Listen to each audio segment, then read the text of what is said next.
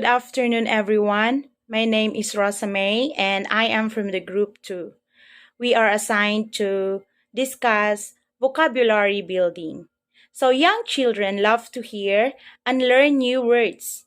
We are going to share our activities and strategies to help our pupils expand their knowledge and word bank or their vocabulary. Here are the list of activities and strategies from Group 2.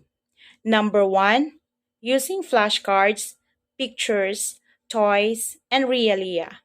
Number 2, games. Number 3, stories. And number 4, songs.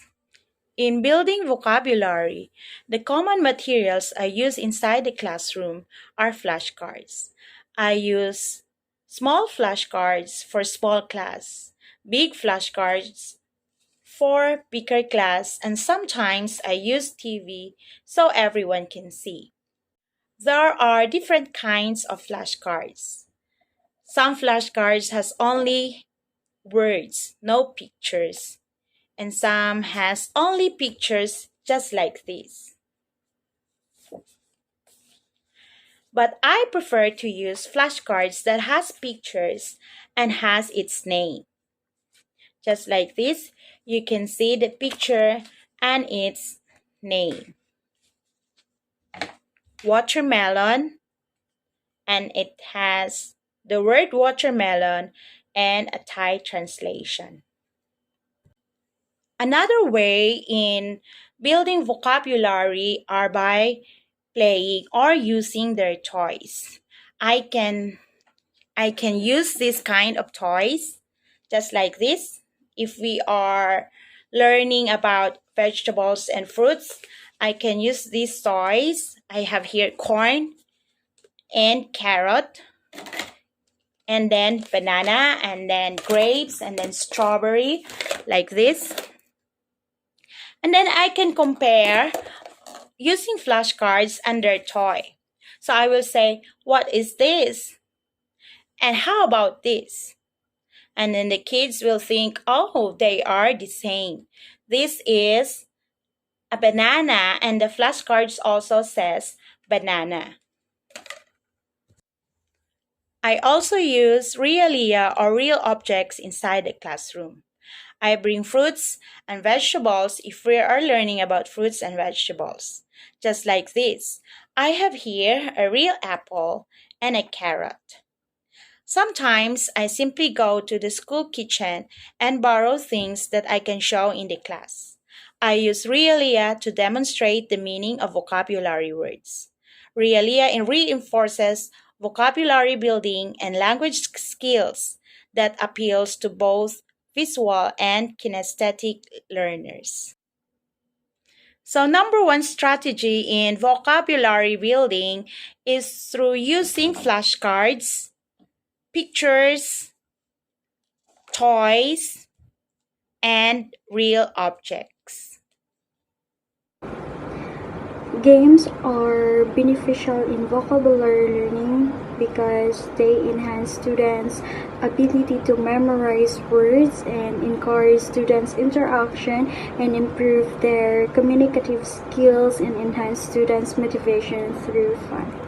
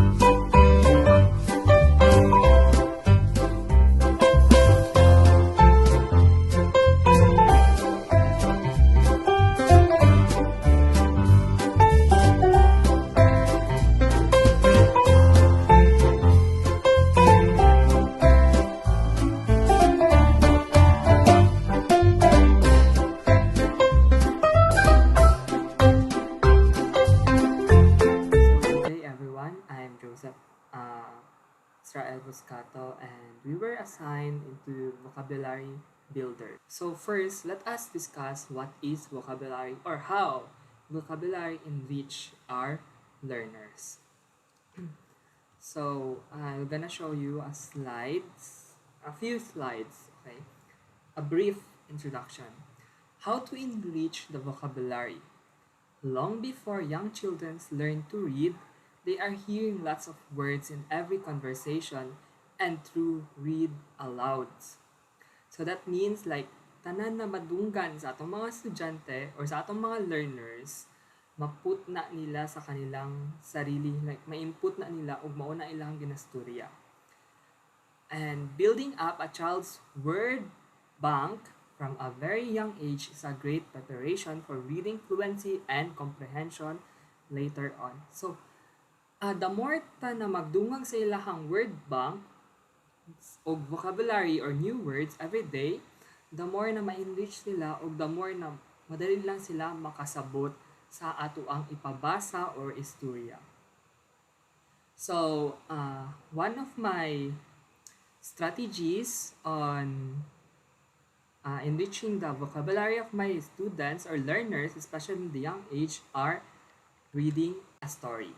So, sample of this is prompting. Like, I will ask them questions if they know this kind of words. Like, dapat every time na, for example, every time na I will read a story, like, for example, Goldilocks and the Three Bears, like, one day, Goldilocks went for a walk in the forest and found a house. I will ask my students like, saan nagpunta si Goldilocks or where did Goldilocks go? To the forest. And I will ask my students or learners na, unsa ang forest? Kabalo ba sila unsang forest? And if di sila kabalo, I will describe them what is a forest. So, dapat ingon jud nato ang forest kay ani ana. Okay, para makabalo sila. The second is word of the day. So, usually the word of the day is mo na siya to mga hard no words or hindi siya hard usually. Like a new word na bago lang sa kanila. For example, at the table, there were 3 bowls of porridge. Goldilocks was hungry. Then I will ask my student, do you know what is porridge? Pag isla kabalo, mauna among ibutang as word of the day or ipa-assignment na sila ha kung saang porridge. And number 3 is simplify the words. Dapat every time na we gonna read a story to our students or learners, dapat isimplify nato ang atuang mga words. For example, just as Goldilocks settled down into the chair to rest, it broke into pieces. I will ask my student, unsa ang broke into the pieces? Some students masabtan and etc. But you're gonna see my picture kasi to. They will see na naputol ang ang tiil sa chair. So, simplify nato na ingon na nato na binisaya kung sila maano na natanggal ang isa ka tiil sa bangko. So that's how you simplify words. Kay para dali lang nila maintindihan ang story. Okay. Then the fourth one is try to integrate the story to other subjects. So for example, Goldilocks and the Three Bears. We can integrate it to other subjects. Like for example, by now, Goldilocks was very tired. So she went upstairs to the bedroom. And may picture nito si Goldilocks. And we can count how many bedrooms or bed are there in the room. And then, for example, count tayo 1, 2, 3. Kasi basic lang man tayo sa AECE. Dapat na atay, ilan nato siya malimit sa English lang. So, pwede po nato siya integrate to numeracy enrichment. So, count tayo tag 1, 2, 3 For example, in this case, pwede po ang mga bears, kung pila ang bears sa balay. For example, mama bear, papa bear, and baby bear. So, tatlo ka bear. And lastly, and the most important of reading a story and building the vocabulary is the moral of the story. Dapat pinaka-importante jud ang moral of the story. Kasi, dili ta mag-build sa values sa atuang student. And di lang siya as values, pwede po ta maghatag og vocabulary na po diriya sa moral of the story. So, ang moral of the story sa Goldilocks and the Three Bears ay dapat dili manghilabot sa mga gamit na dili para sa tua. Or for in English word is don't try to use things that are not from you.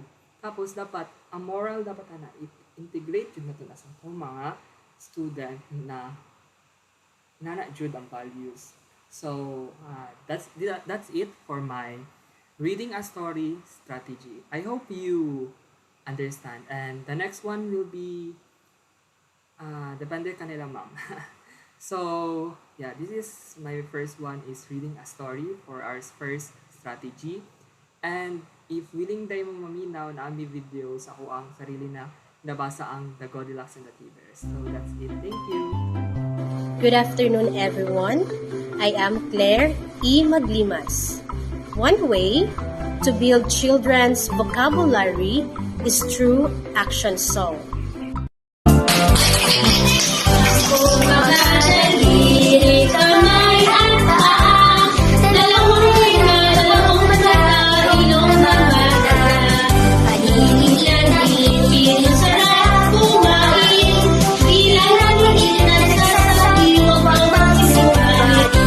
In my song, Sampung Mga Daliri, children learn vocabulary, numbers, and know their parts of their body.